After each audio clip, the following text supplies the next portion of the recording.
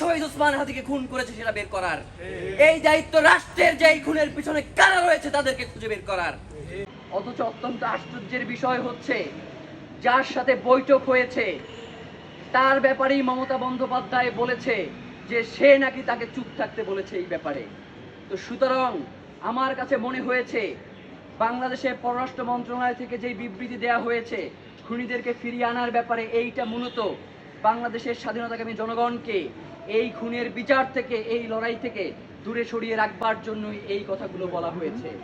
নয়তো যেই অমিত শাহের নাম একদম সরাসরি এই খুনের সাথে জড়িত হয়েছে, তার সাথে বৈঠক করে খুনিয়ে ফিরিয়ে আনা হইতেছে, এইটা তো পাগলেও বিশ্বাস করবে না। স্পষ্টভাবে জড়িত রয়েছে।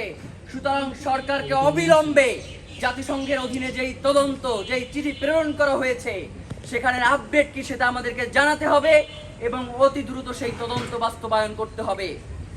বাংলাদেশের তদন্ত সংস্থাগুলো, আমরা যখন আদালতে যাই আমাদেরকে জিজ্ঞেস করে যে ডিবি তো ব্যর্থ হয়েছে, আপনারা নতুন করে কোন তদন্ত সংস্থা দিয়ে তদন্ত করাইতে চান?